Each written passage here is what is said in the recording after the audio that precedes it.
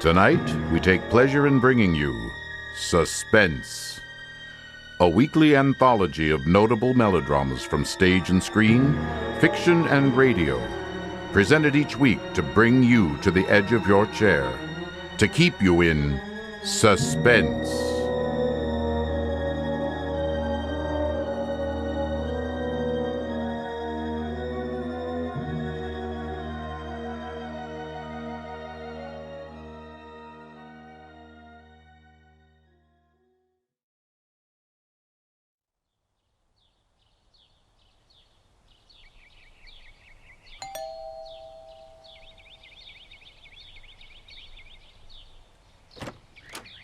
Fred, so glad you could come. Well, given how many articles I've gotten from Max's research, how could I not? Oh, so you didn't come to see me? Dear lady, were you not married to one of my best friends, I would worship your beauty all day, every day. Liar. But a most charming one. Hey, at least I'm a charming one. You are looking as lovely as ever, though, Velda. In fact, even more so. There's almost a glow about you. Well, if there is, it's because I've never been happier in my life. Oh, that's wonderful. I know it's been a hard past few years. You deserve every bit of happiness you can grab hold of. But what's brought this on, if I might ask?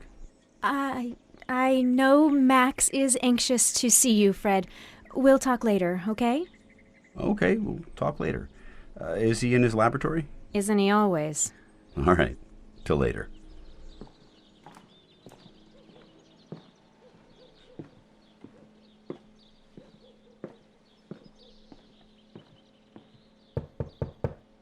Enter. Fred, what is death? Well, it's good to see you too, Max. Yes, I had a fine drive up from New York. What's that? Oh, Marnie and the kids are great. Thanks for asking. All right. So I'm a terrible friend. But I have something to show you, and I can't wait another moment. A potential story? Not yet. At present, I don't want a word released to the public or to the profession. Okay, not a word until you're ready. But when you are... When I am, you'll have the biggest story of your career. Now, come on. Let's get into the examination room. The test subject on the table there. How would you describe him? About 6 feet, 180 pounds, maybe 25 years of age. Exceptionally good musculature. Would appear to be the very picture of health. Are you certain of that? Oh, Max, I'm no doctor. Oh, I know, but for a layman, you're extremely well versed in medicine. Now, just tell me what you see. I just did. But you didn't mention any of the symptoms of his disease. Disease? I didn't see signs of anything out of the ordinary. I don't know how you could have missed them. Why don't you take another look? All right. What? How could I have missed this? So he's not the picture of health? No, on the contrary. The general pallor, the hectic spots of color over the cheekbones, the emaciated wrists, the prominent ribs, the deep depressions around the collarbones, the blood-speckled mucus on his lips. Well, it all points to an advanced stage of chronic tuberculosis. You're quite sure that it's tuberculosis? I mean, naturally, I could be wrong. It might be some other disease with the same symptoms, but the symptoms are there unmistakably. You're absolutely positive? Of course. Well, then, take another look. I don't need to. Please, Fred, humor me. All right, but what kind of trick is this? So you still think it's tuberculosis? No, I don't. Well, then what's wrong with him? There's something fishy here. But if you insist, here's my idea. Well, his wrists are now swollen. The chest has become so unhealthily puffy that the ribs and collarbone are lost to view. The skin now has a bluish tinge. Combined with the labored, wheezy breathing, I'd say heart trouble, perhaps brought on by kidney disease. You're absolutely sure of that? Well, as sure as I was the first time when I thought it was tuberculosis. Well, then maybe you should look again. Look, Max. Hello. What the... Fred, meet John Fearing. What? There's not a sign of anything wrong with him now. John, this is Fred Alexander, the writer. We can trust him not to breathe a word about our experiments until we tell him to, even though I believe that we've succeeded in giving him quite a surprise. You certainly have. Mr. Alexander. So, what diseases did I do this time? Tuberculosis and nephritis. John and I have been working together for 6 months now. I would have introduced you sooner, but, well, I must say that I've been a little jealous of John. I haven't introduced him to anyone connected with the profession. I wanted to keep him all to myself until we got a little further along in our experiments. Understandable. It's astounding. How on earth do you do it? Well, the control part, you can probably figure out for yourself. Hypnotism? Mm-hmm. And those pencil wrappings were cues. Signals for him to carry out instructions given to him in an earlier stage of the trance, right? Mm-hmm. Right. I seem to recall now that the wraps were different in each case. I suppose each combination of wraps was hooked up with a special set of instructions. Exactly. John doesn't respond until he gets the right signal. This system seems to work out better than trying to give him the instructions at the same time that he's supposed to be carrying them out. And besides, it's a lot more dramatic. I'll say it is. Max, let's get to the important point. How in the world did John fake those symptoms? You know what somatoform disorder is, yes? Yes, it's when the mind creates all sorts of tangible symptoms of disease without the disease itself being present. Precisely. And that's what John has. Oh, but the symptoms with somatoform disorders are never so extreme or created with such swiftness. I mean, what? There was even blood in his mucus and the swollen wrists. The difference is only a matter of degree. You see, John's parents are both highly prone to such disorders, and he has inherited the sensitivity vastly greater than theirs. It was only discovered when his body made the mistake of faking the symptoms of a germ disease. A laboratory test showed that the germs in question weren't present.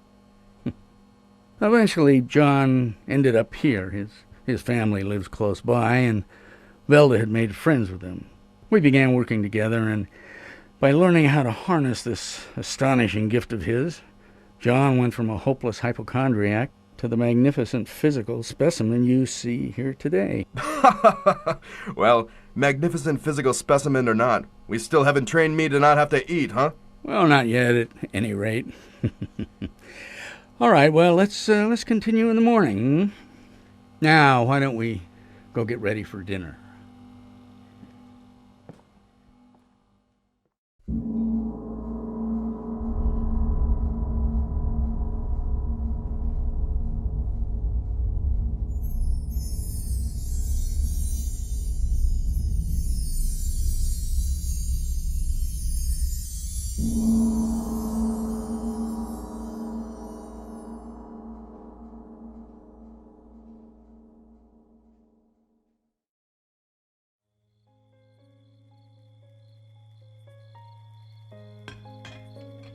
That was a delicious dinner, Velda. Oh, thank you, Max. Yes, it was very good.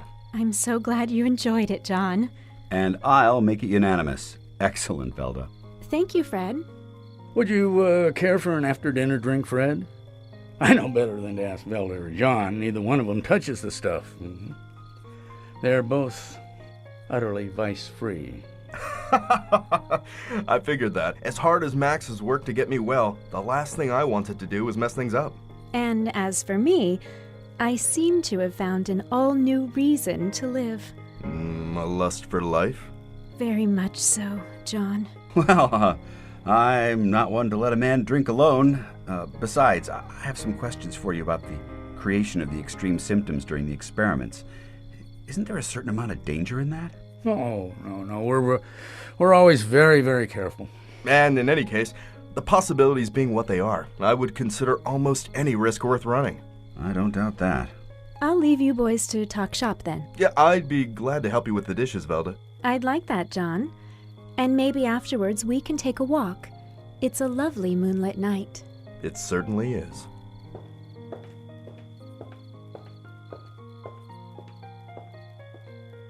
They seem very close. Yes. Why don't we go into my study, Fred? All right.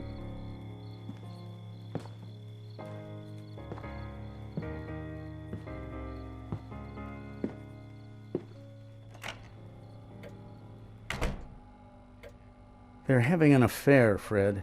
Are you certain? Now, there's no need to spare my feelings. You picked up on it in an hour, and I've been with them together every day for 6 months now. Well, then why do you permit it to go on? I really try to be a scientist, and as a scientist, I had to admit to myself that the possible benefits from our experiments infinitely outweighed the hurt to my vanity or manhood. It may sound grotesque, but as a scientist, I even had to consider whether their dalliance wasn't necessary to keep my subject cooperative and in a proper state of mind. And maybe I would have to go even farther to make it work. You realize how that sounds, don't you? Yes, I realize how that sounds, Fred, but as it turned out, I didn't need to vary my routine at all in order to give them plenty of opportunities. Though I think that if it had been necessary, I might have done that. Max. So very much depends on these experiments of ours. And anyway, I feel differently about things now. Velda wasn't exactly the girl that I thought I was marrying. She has a tremendous need to be adored, a kind of cold lust for beauty and ecstasy, like some pagan princess. I married her, and I cooped her up here, and I tried to feed her on my enthusiasms, not her own. It's no wonder that she fell for John. Just look at him. So handsome, confident, so attentive to her every need. I all but threw them together without even realizing it. You know, it's not too late to make things right with Velda. No, but it is, Fred, it is. And that's for the best. I can honestly say that the only things that matter now are these experiments and Velda's happiness. Well, if that's how you really feel, then I guess the only thing to do is keep at your work and live with the consequences. Exactly. Exactly. And speaking of my work, I'd like you to sit in on our session tomorrow. I'd like that. Good. Now, how about that drink I offered you?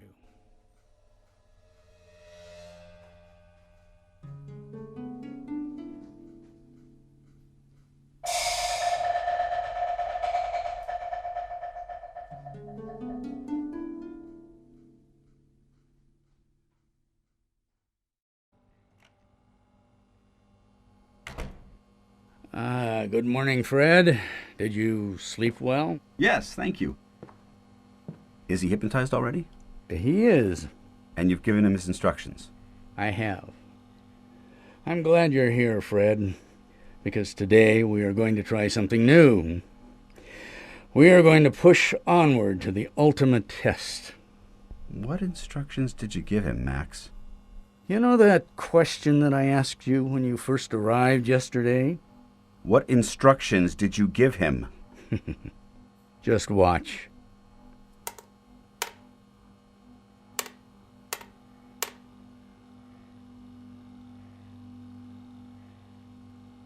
Take his pulse. He doesn't have one. That mirror, hold it up to his lips and his nostrils. Nothing. He's not breathing. I told you I would show you something with a bearing on that question I asked you. What is death? Here you see death perfectly counterfeited. Death in life. And I would defy any doctor in the world to prove that this man is alive. You instructed him to be dead? Yes. And he didn't know it ahead of time? Oh, of course not. I explained why he can never know what we're going to simulate next. I don't like this. Get him out of it. No, not just yet. Max, he's taking on a greenish tinge. Not yet. Now his limbs are beginning to stiffen. Rigor mortis is setting in. Max, bring him out of it. Oh, for God's sake, stop this. I don't know what you're trying to do, but you can't. Velda. All right. Now just watch.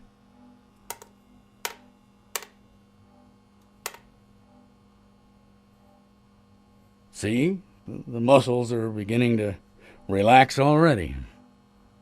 There's no change, Max. And clearly his color is returning to normal. There's no change, Max. I don't understand.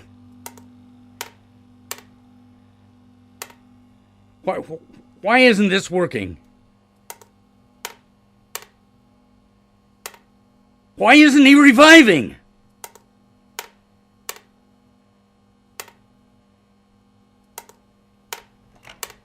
What's going on? I heard yelling.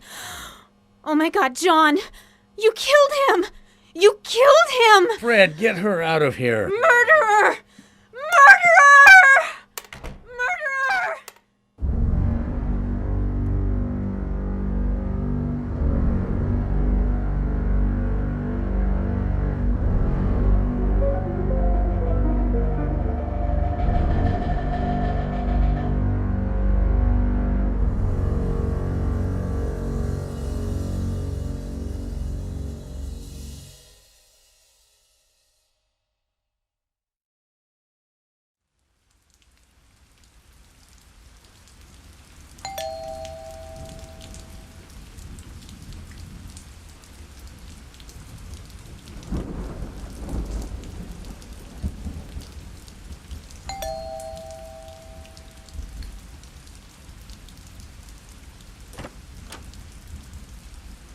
Velda? Yes. Velda, don't you know me? It's Fred. Fred Alexander. You better be getting upstairs, dear. It's time you took a little rest. Oh, Max, what's happened to her? We are so mysteriously fragile, Fred. Some slight change in a gland's function, some faint shadow falling across a knot of nerve tissue, and it's all over. What are you saying, that she's... In the 6 months since John's death, she's deteriorated quite rapidly. I don't think she has long to... Anyway, that's why I've asked you here. I need you to do something for me, and for Velda. Of course. What can I do? She hates me, Fred.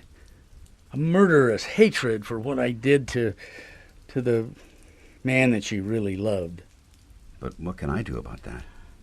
I recorded on tape every moment of my sessions with John, from our very first meeting until Listen, please, just go through them, listen to them. Convince yourself to your very core that what happened to John Fearing was a tragic accident. And then maybe you'll be able to convince Velda that I'm not the cold-blooded killer she thinks I am. Max. I know it's a lot to ask. There are hundreds of hours of tape, but I fear it's the only chance of getting Velda to let go of her hate and let go of John. Max, she doesn't even recognize me. Maybe it won't do a bit of good, but will you at least try, for friendship's sake? All right, I'll get started immediately.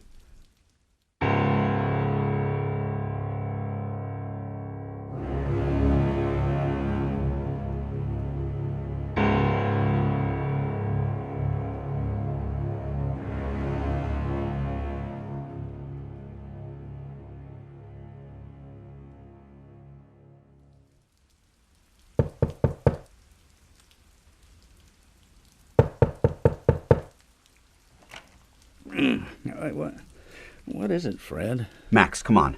I need you to listen to something. It's the middle of the night, Fred. I can't wait till morning. Now. All right.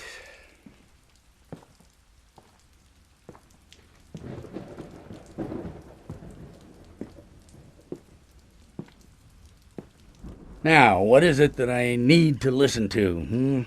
I've been going over your tape recordings like you asked. But what I found... I didn't notice it myself the first time through, but just listen. This is you giving Fearing his cues immediately before the fatal experiment. You will revive when you hear this signal.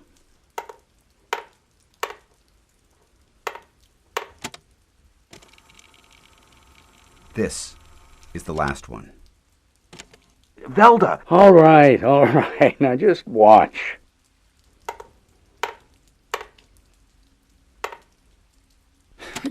Fred, you needn't play that back to me. I hear that in my head every minute of every day. But you're not hearing it. Listen again.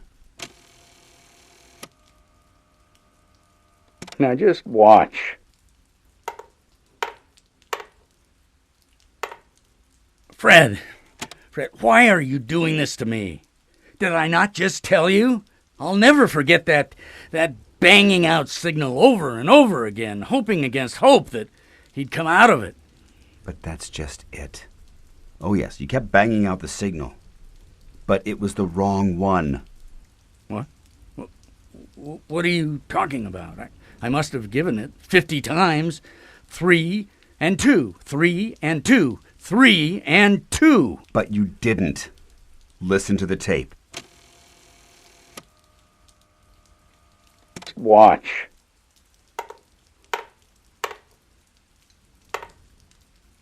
Listen. Why don't you listen? We've gone through this 3 times now. And what for, Max, don't you see what's happening here? Even now, your rational mind refuses to accept the truth. So it's making you hear 3 and 2. But that's not what's on the tape. What are you saying? Your clinical, conscious self claimed only to be interested in the research and Velda's happiness. But your subconscious mind, it wasn't so altruistic. It was jealous of John Fearing, even hated him. No. And so, when presented with the means and opportunity to dispose of this most despised rival, your subconscious took advantage of it. No. As a dedicated doctor, you used every means of reviving Fearing at your disposal. Injections, electrical stimulation, even direct heart massage. But nothing worked because your subconscious was blocking you from using the only means of revival. No. Because no matter how hard or how often you gave that damnable signal, it didn't matter. Because you gave the wrong one. God, I did kill him. Or did you? Velda! Fred, she's heard everything. She knows that I murdered John. There's no hope of ever getting her to forgive me now. Max, don't you know where she's going? What? You mean? She's headed to Fearing's mausoleum. Well, we have to stop her. I have a flashlight in my car. I'll be right behind you.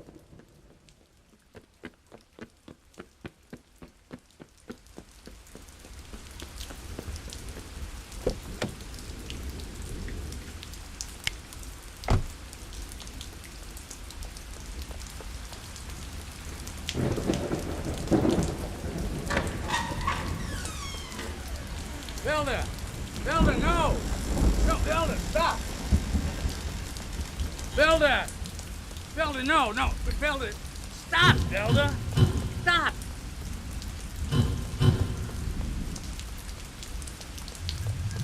No!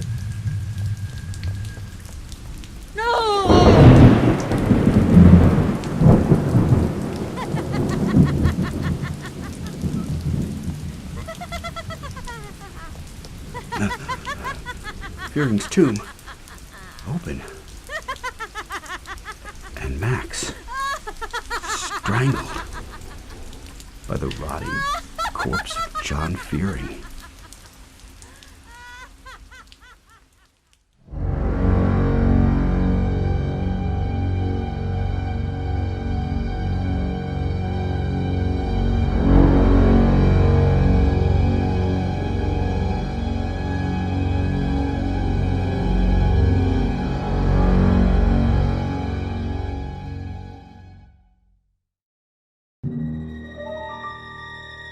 So ends The Dead Man by John C. Alsedek and Dana Perry-Hayes.